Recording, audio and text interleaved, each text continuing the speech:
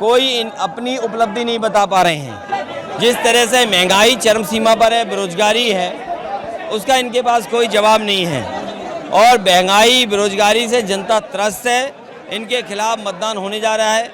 जिस देश का किसान और नौजवान दुखी होगा वो सरकार बचेगी नहीं, वो सरकार का सफाया होगा। 80 में से कितनी सीटें आप मानने की 80 में से आपको लगता है? मैं समझता हूँ इस बार भारतीय जनता पार्टी के लिए सभी सीटों पे चुनौतियां हैं और बहुत कठिन लड़ाई है। जो लोग कहते थे 80 में 80, हो सकता है एक लड़ाई में है, बल्कि सब बीजेपी की सीटें हारने जा रही है गठबंधन से।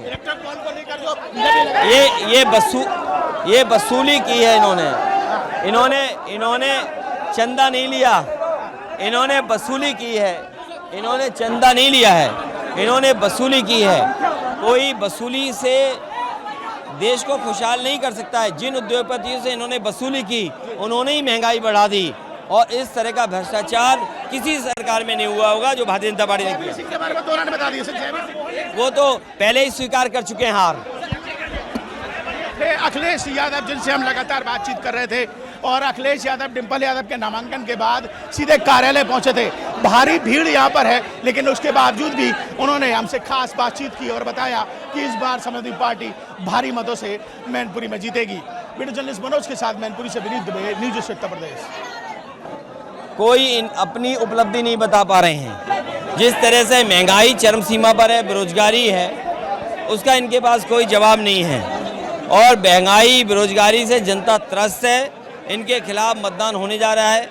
जिस देश का किसान और नौजवान दुखी होगा वो सरकार बचेगी नहीं, वो सरकार का सफाया होगा। 80 में से कितनी सीटें आप मानने की 80 में से आपको लगता है? मैं समझता हूँ इस बार भारतीय जनता पार्टी के लिए सभी सीटों पे चुनौतियां हैं और बहुत कठिन लड़ाई है। जो लोग कहते थे 80 में 80, हो सकता है एक लड़ाई में है, बल्कि सब बीजेपी की सीटें हारने जा रही है गठबंधन से। ये वसूली की है इन्होंने चंदा नहीं लिया, इन्होंने वसूली की है।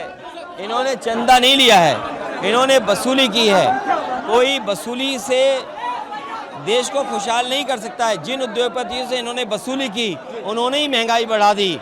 और इस तरह का भ्रष्टाचार किसी सरकार में नहीं हुआ होगा जो भारतीय जनता पार्टी ने किया। इसके बारे में तो उन्होंने बता दिया, वो तो पहले ही स्वीकार कर चुके हैं हार।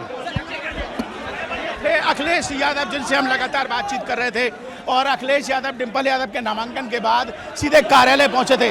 भारी भीड़ यहां पर है, लेकिन उसके बावजूद भी उन्होंने हमसे खास बातचीत की और बताया कि इस बार समाजवादी पार्टी भारी मतों से मैनपुरी में जीतेगी। वीडियो जर्नलिस्ट मनोज के साथ मैनपुरी से विनीत दुबे, न्यूज़ उत्तर प्रदेश।